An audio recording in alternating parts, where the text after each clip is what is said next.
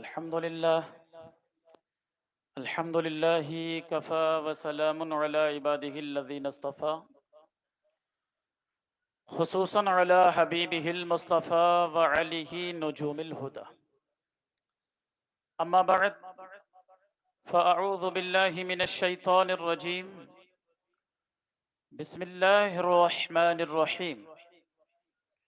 يا أيها الذين آمنوا اتقوا الله وكونوا مع الصادقين.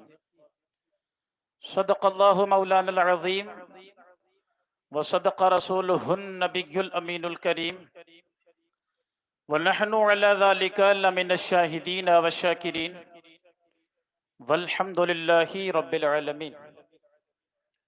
حضرات محترم، کافی دیر سے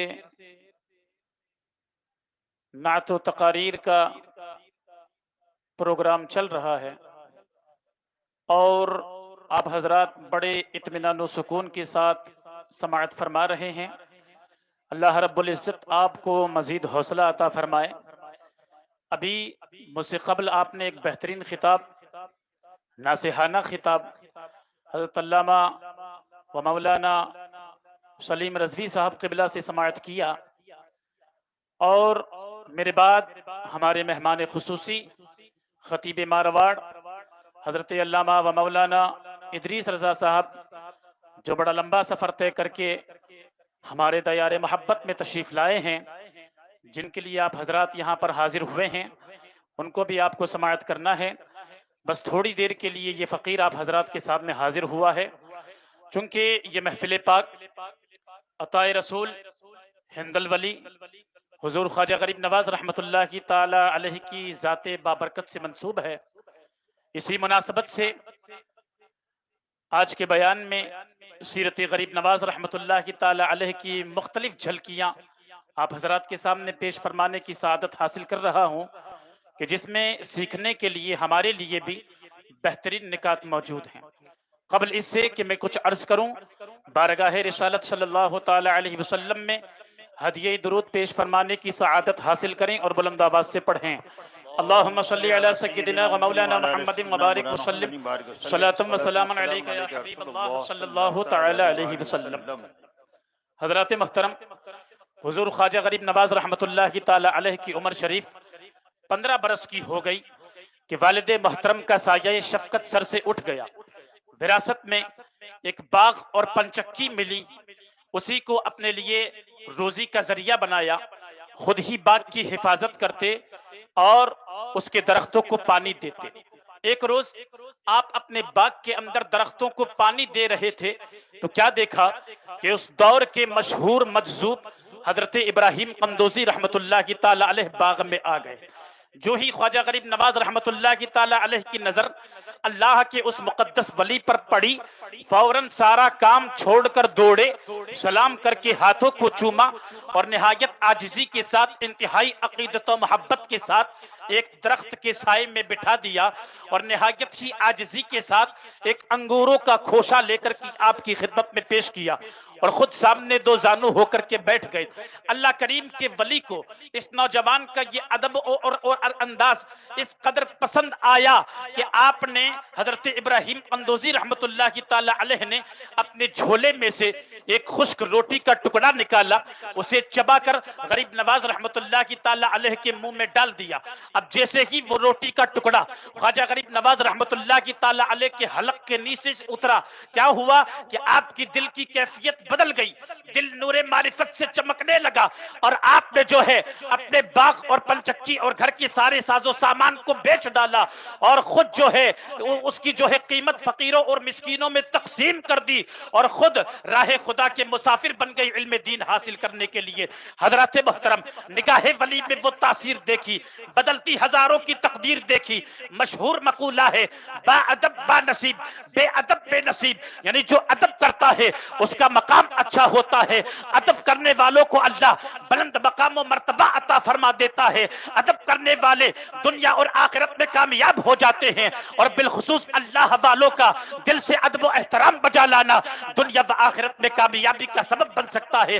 لہٰذا اس لیے ہمیں چاہیے کہ ہر مقدس چیز اور بالخصوص اللہ والوں کا دل سے ادب و احترام بجا لائے۔ اور حضرات محترم، لیکن اللہ والوں کا ادب و احترام قسمت والوں کو ہی نصیب ہوتا ہے، اللہ والوں کا ادب و احترام قسمت والوں کو نصیب ہوتا ہے، اور ان کے ادب و احترام کی وجہ سے اللہ رب العزت بندوں کو بہت سارے انعامات و اکرامات سے نوازتا ہے۔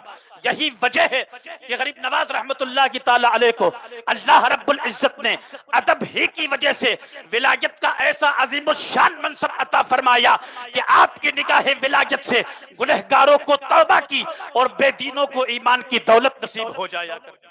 حضرات محترم، اور عام طور سے دیکھا یہ جاتا ہے کہ انسان جو ہے اپنی جوانی میں خوب موج مستیاں کرتا ہے، بڑی عیش و عشرت میں زندگی گزارتا ہے، لیکن جب جوانی ڈھلنے لگتی ہے، بڑھاپا آتا ہے، اب دل گناہوں سے بھر جاتا ہے، یا گناہ کرنے کی طاقت نہیں رہتی، تو اب وہ انسان جو ہے نیک کاموں کی طرف نیک کام کرنے کی کوشش شروع کر دیتا ہے۔ لیکن حضور غریب نواز رحمت اللہ کی تعالی علیہ کی سیرت کا ہم مطالعہ کریں کہ آپ نہ صرف بڑی عمر میں نیک اوصاف کی طرف مائل تھے، بلکہ آپ کے بچپن اور لڑکپن کی زندگی بھی بے مثال ہے۔ حضور خواجہ غریب نواز رحمت اللہ کی تعالی علیہ کی بچپن کا زمانہ ہے کہ آپ اپنے بچپن کے زمانے کے اندر اپنے ہم عمر بچوں کی طرح کھیل کود سے دور رہتے۔ خواجہ غریب نواز رحمت اللہ کی تعالی علیہ کی شان یہ تھی کہ آپ اپنے بچپن میں اپنے ہم عمر بچوں کو اپنے گھر میں لاتے، انہیں کھانا کھلاتے، اور اپنے اس عمل پر خوش ہوا کرتے تھے، اور اپنے ہم عمر بچوں کو واضح و نصیحت کرتے ہوئے فرماتے کہ بچوں، ہم اس دنیا کے اندر کھیل کود کے لیے نہیں آئے ہیں، بلکہ ہماری زندگیوں کا مقصد یہ ہے کہ ہم اللہ کریم کو راضی کر لے جائیں، ہم اللہ کو راضی کر لیں۔ ایک مرتبہ آپ رحمت اللہ کی تعالی علیہ جو ہے عید کے دن نیا لباس پہنے ہوئے نماز عید کے لیے جا رہے تھے، راستے میں آپ کی نظر ایک نابینا شخص پر پڑی جو بلائنڈ تھا، نابینا تھا، پھٹے پرانے کپڑے پہنے ہوئے تھا۔ جیسے ہی غریب نواز رحمت اللہ کی تعالی علیہ نے اس نابینا بچے کو دیکھا، آپ کو دیکھ کر بڑا رنج ہوا، آپ اس کے پاس گئے اور اپنے نئے لباس کو اتار کر اسے پہنایا، اور خود پرانے کپڑے پہن کر اس کو اپنے ساتھ عیدگاہ لے کر کے گئے۔ حضرات محترم، سنا آپ نے خواجہ غریب نواز رحمت اللہ کی تعالی علیہ کہ پوری زندگی آپ جو ہے بچپن میں کھیل کود سے دور رہے، غریبوں بے سہاروں کی مدد میں گزار دی، غریب نوازی میں گزار دی۔ یقیناً یہ ماں کی گود سے ملی ہوئی تربیت کا نتیجہ تھا، کیونکہ بچے کی تربیت کا سب سے پہلا اسکول ماں کی گود ہوا کرتی ہے۔ بچے کی چھوٹی عمر میں کی جانے والی تربیت اس پر اثر انداز ہوتی ہے، چھوٹی عمر میں کی جانے والی نصیحتیں بچے ہمیشہ یاد رکھتے ہیں۔ اس لیے ہمیں بھی یہ غور کرنا چاہیے کہ ہم بھی اپنے بچوں کی اچھی انداز میں تربیت کر رہے ہیں، کہ ہم بھی اپنے بچوں کو دین کی تعلیمات کی جانب متوجہ کر رہے ہیں، کہ ہم بھی اپنے بچوں کو نیکیوں کی طرف مائل کر رہے ہیں، کہ ہم بھی اپنے بچوں کو نمازوں کی محبت سکھا رہے ہیں، کہ ہم بھی اپنے بچوں کو سنت مصطفیٰ کی ترغیب دلا رہے ہیں، کہ ہم بھی اپنے بچوں کو قرآن کریم کی محبت کے جام پلا رہے ہیں، کہ ہم بھی اپنے بچوں کو اپنے بزرگان دین کے واقعات سنا رہے ہیں، تو یقیناً ہمارا جواب نہیں میں ہوگا، کیونکہ ہم تو اپنے بچوں کے ڈانس کرنے پر تالیاں بجا کے اس کی حوصلہ افزائی کرتے ہوئے نظر آتے ہیں، ہم تو اپنے بچوں کو گالیاں دیتے دیکھ کر خوش ہوتے ہیں، ہم تو اپنے بچوں کو بڑوں کی بے ادبی کرتا دیکھ کر خوش ہوتے ہیں، ہم تو اپنے بچوں کو فلمی ایکٹروں کی نقلیں کرتا دیکھ کر خوش ہوتے ہیں، ہم تو اپنے بچوں کو گانا گاتے اور سنتے دیکھ کر خوش ہوتے ہیں۔ حالانکہ ہمیں یہ چاہیے کہ اپنے بچوں کی دنیا بہتر بنانے کے ساتھ ساتھ ان کی آخرت بہتر بنانے کی کوشش کرے، انہیں جہنم کی آگ سے بچائے، نبی پاک صلی اللہ تعالی علیہ وسلم کی محبت سکھائے، سنت مصطفیٰ پر چلنے کی ترغیب دلائے، تاکہ ہماری اولاد کل قیامت کے دن ہمارے لیے نجات کا ذریعہ بنے۔ آئے حضور کی بارگاہ میں استغاثہ پیش کرتے ہیں، یا رسول اللہ، میری آنے والی نسلیں تیرے عشق ہی میں مچلے، انہیں نیک تو بنانا مدنی مدینے والے۔ کہیے آمین آمین ماشاءاللہ حضرات سبحان اللہ۔ محترم، اللہ اکبر، نعرہ رسالت، سبحان اللہ۔ اور ان اولیاء کرام کی سیرت اور ان کے روشن کردار میں ایک بات لازمی پائی جاتی ہے کہ ان حضرات کی ساری زندگی اللہ کریم کے احکامات اور رسول معظم صلی اللہ تعالی علیہ وسلم کے فرامین اور سنت کے عین مطابق ہوتی ہے۔ حضور خواجہ غریب نواز رحمت اللہ کی تعالی علیہ کی بھی ساری زندگی نیک اعمال، خلق خدا کی خدمت اور اللہ رب العزت کی عبادت میں گزری۔ یہ اللہ والے جو ہوتے ہیں خلق خدا کرتے ہیں، یعنی اللہ کے مخلوق کی مدد کیا کرتے ہیں۔ اور حضرات محترم، یہ خدمت خلق کیا کوئی معمولی چیز ہے؟ نہیں پیارے۔ ان اللہ والوں کا طریقہ کیا تھا؟ ان اللہ والوں کی زندگی کا مقصد کیا تھا؟ خدمت خلق۔ اللہ والوں کی زندگی کا مقصد کیا تھا؟ خدمت خلق۔ یہ نہ سمجھنا کہ خدمت خلق کوئی معمولی چیز ہے، نہیں پیارے۔ ان اللہ والوں کا منہج جو تھا وہ خدمت خلق ہی تھا۔ آج بہت سارے لوگ خدمت خلق کرتے ہیں۔ کوئی خدمت اس لیے کرتا ہے تاکہ اسے اچھا انسان کہا جائے، کوئی خدمت اس لیے کرتا ہے تاکہ اس کی تعریف کی جائے، کوئی خدمت اس لیے کرتا ہے تاکہ اس کے سخی کہا جائے۔ البتہ ایک اللہ کا ولی جب خدمت خلق کرتا ہے تو یہ نیت نہیں کرتا کہ اسے اچھا انسان کہا جائے، اس کی تعریف کی جائے، بلکہ خدمت خلق اس لیے کرتا ہے کہ یہ کام اللہ کو محبوب ہے، اللہ کو راضی کرنے کے لیے کرتا ہے۔ آپ نے حضرت خواجہ نظام الدین اولیاء رحمت اللہ کی تعالی علیہ کے بارے میں سنا ہوگا، دہلی گئے ہوں گے، مزار مقدس پر حاضری دی ہوگی۔ ان کی خدمت خلق کا حال یہ کیا تھا؟ ان کی خدمت خلق کا حال یہ ہے کہ آپ کی خانقاہ سے روزانہ 1000 لوگ کھانا کھاتے تھے، اور یہ جو کھانا کھانے آتے تھے ان سے آدھار کارڈ نہیں لیا جاتا تھا، ان سے یہ نہیں پوچھا جاتا تھا کہ تم کیا ہو، کس دھرم سے تمہارا تعلق ہے، کچھ بھی نہیں پوچھا جاتا تھا۔ آؤ نظام الدین کا لنگر چل رہا ہے، آؤ کھاؤ جاؤ، کوئی پوچھ تاچھ نہیں۔ تبھی تو آپ نے سارے ہندوستان کو بدل دیا۔ کہا یہ جاتا ہے کہ ہندوستان میں اسلام کی نشر و اشاعت میں، اسلام کو پھیلانے میں جتنا بڑا کردار حضرت خواجہ نظام الدین اولیاء کا ہے، اتنا بڑا کردار کسی اور کا نہیں ہے۔ اس درخت کو لگایا تھا، اسلام کے اس درخت کو لگایا تھا حضرت خواجہ معین الدین چشتی رحمت اللہ تعالی علیہ نے، اور اس کو بڑا کیا ہے، پال پوش کر کے جوان کیا ہے حضرت خواجہ نظام الدین اولیاء نے۔ تو آپ کی خانقاہ سے 1000 لوگ کھانا کھانے آتے تھے، لیکن ان سے آئیڈینٹی نہیں پوچھی جا رہی ہے کہ تم کیا ہو، تمہارا نام کیا ہے۔ حضرات محترم، ایک دن ایک عورت آتی ہے، ایک عورت کو آپ دیکھتے ہیں کہ وہ عورت روزانہ آپ کے یہاں سے کھارا پانی بھر کر کے لے کے جاتی ہے، روزانہ کھارا پانی لے کر کے جاتی ہے۔ آپ اس عورت سے مخاطب ہوتے ہیں، کہتے ہیں کہ بیگم، دنیا میٹھا پانی تلاش کرتی ہے اور تم یہاں سے کھارا پانی بھر کے لے کے جاتی ہو، کیوں، کس وجہ سے؟ اس عورت نے کہا، بابا ہم بڑے فقیر لوگ ہیں، ہمارے پاس کھانا بنانے کے لیے اتنا سامان نہیں کہ 2 ٹائم پکا کر کے کھا لیں۔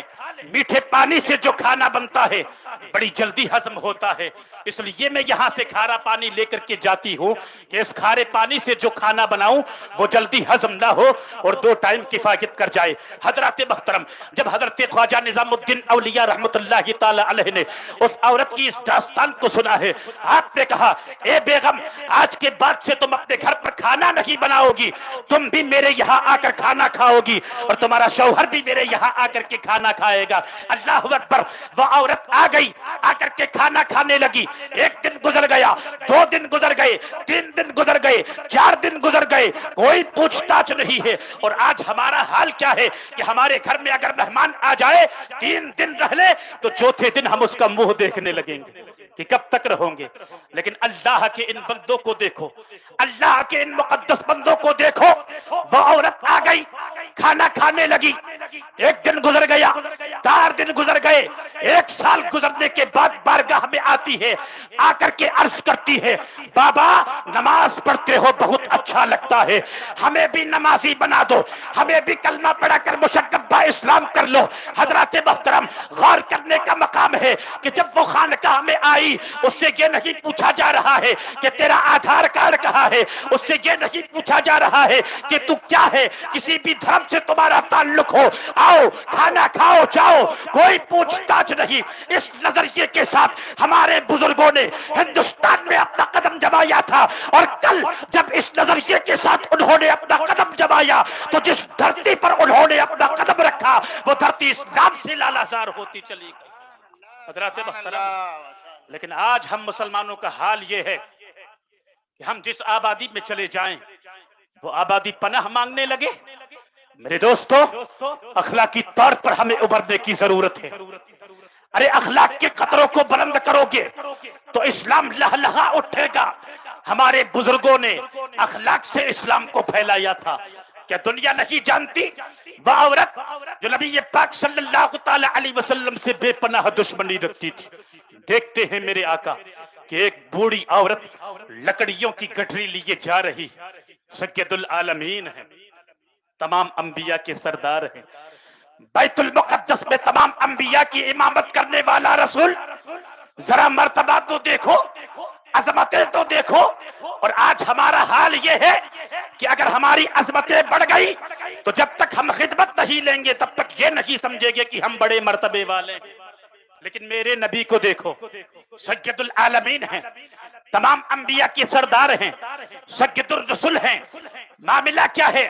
معاملہ یہ ہے کہ ایک عورت ہے، بڑھیا ہے، لکڑیوں کا گٹھری سر پر لادے ہوئے جا رہی ہے۔ میرے آقا علیہ السلام اس بڑھیا کے پاس جاتے ہیں اور جا کر کے کہتے ہیں کہ اماں یہ لکڑیوں کی گٹھری مجھے دے دو، تم پیدل چلو، یہ گٹھریاں لادنے والی تمہاری عمر نہیں ہے، یہ لکڑیوں کی گٹھری مجھے دے دو۔ اب نبی پاک صلی اللہ تعالی علیہ وسلم اس عورت سے وہ لکڑیوں کی گٹھری لیتے ہیں۔ اب سید الرسول کے سر پر لکڑیوں کی گٹھری ہے، یہ دنیا دیکھ رہی ہے، یہ سورج دیکھ رہا ہے کہ اس دنیا کا سب سے بہتر انسان ایک بڑھیا کی خدمت کر رہا ہے۔ اور کون سی بڑھیا؟ میرے آقا کی ماں، میرے آقا کی نانی، میرے آقا کی پھوپھی، رشتہ دار، مسلمان نائی، سخت ترین دشمن۔ اللہ اکبر! کہاں ہے اخلاق آج ہمارا؟ آج اخلاقی پستیوں کا حال تو یہ ہے کہ یہ اخلاقی پستیاں پڑھے لکھے لوگوں میں بھی آ گئی، حتیٰ کہ علماء میں بھی آ گئی۔ اس کے بعد ہم تلاش کرتے ہیں کہ اسلام پیچھے کیوں جا رہا ہے، مسلمان مارا کیوں جا رہا ہے۔ میں بہت بے باکی کے ساتھ بول دینا چاہتا ہوں کہ مت تلاشو، دوسری جگہوں پر اسلام کی پستی کے اسباب ہمیں خود اپنے نفس میں نظر آئیں گے۔ اللہ اکبر! حضرات محترم، اخلاق کے قطروں کو بلند کرو۔ ہمارے بزرگان دین کے ہم جو آراس بناتے ہیں، محفلیں سجاتے ہیں، ان کی حالات زندگی کو پڑھتے ہیں، سنتے ہیں، مقصد کیا ہوتا ہے؟ اپنی زندگی کو ان کی سیرت میں ڈھالنے کی کوشش کریں۔ ہمارے بزرگوں نے اخلاق سے اسلام کو پھیلایا تھا، اور غریب نواز رحمت اللہ کی تعالی علیہ کا عبادت سے محبت کا یہ عالم تھا کہ آپ رحمت اللہ کی تعالی علیہ ساری رات عبادت کیا کرتے، حتیٰ کہ عشاء کے وضو سے فجر کی نماز ادا فرماتے تھے، اور آپ قرآن کریم کی تلاوت سے اس قدر محبت فرماتے کہ ایک ایک دن میں 2 قرآن پاک ختم کر لیا کرتے، ایک دن میں 2 قرآن پاک، حتیٰ کہ تلاوت قرآن سے اس قدر محبت تھی کہ دوران سفر بھی تلاوت قرآن کو جاری رکھتے۔ اللہ اکبر! دیکھا آپ نے حضور خواجہ غریب نواز رحمت اللہ کی تعالی علیہ کو اللہ کی عبادت یعنی نماز پڑھنے اور قرآن کریم کی تلاوت کرنے سے کس قدر محبت تھی۔ دوران سفر بھی تلاوت قرآن جاری ہے، لیکن آج ہم اپنے حالات پر غور کریں تو نہ ہم نماز پڑھتے ہیں نہ تلاوت قرآن کی سعادت حاصل کرتے ہیں، حالانکہ نماز پڑھنے اور تلاوت قرآن کرنے کے بے شمار فضائل ہیں، سب جانتے ہیں نماز ہم پر فرض ہے۔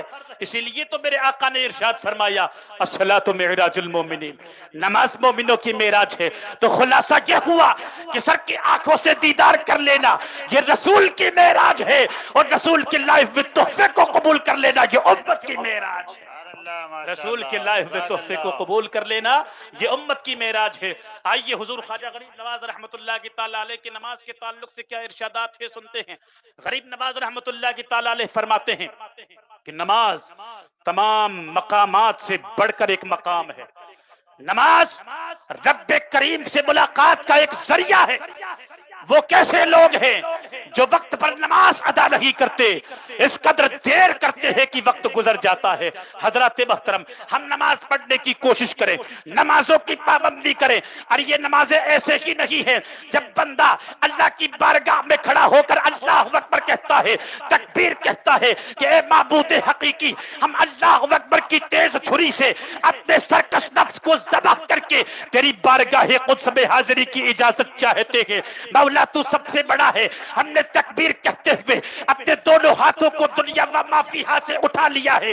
مولا تو مجھے دیکھ لے، میں تجھے دیکھ لوں. اور نمازی کا آخر میں السلام علیکم ورحمت اللہ کہنا اس بات کی وضاحت ہے کہ تجلی الہی کی بیش بہا دولت سے مستفیض ہو کر نمازی اپنے گھر لوٹ آیا ہے. نمازی حالت قیام میں اللہ اکبر کہتا ہے تو اللہ رب العزت ارشاد فرماتا ہے قد افلح المؤمنون. نمازی جھک کر حالت رکوع میں سبحان ربی العظیم کہتا ہے. اللہ رب العزت ارشاد فرماتا ہے وانتم الاعلون، بلندی اور غلبہ تمہارے لیے ہے. نمازی سر نیاز زمین پر رکھ کر سجدے میں سبحان ربی الاعلی کہتا ہے. اللہ رب العزت ارشاد فرماتا ہے لہ البشریٰ فی الحیات الدنیا وفی الآخرہ. اے میرے نمازی بندے تمہارے لیے دنیا اور آخرت میں بشارت. لہذا نماز کو نعمت کہیے، نماز کو دولت کہیے، نماز کو دارین کی فلاح کہیے، نماز کو کامرانی کی ضمانت کہیے. یہ ایک سجدہ جسے تو گرا سمجھتا ہے 1000 سجدوں سے دیتا ہے آدمی کو نجات. اللہ کی بارگاہ میں دعا ہے کہ مولا تعالی ہم سب کو کہنے سننے سے زیادہ عمل کی توفیق عطا فرمائے. آمین. وما علینا الا البلاغ. السلام علیکم.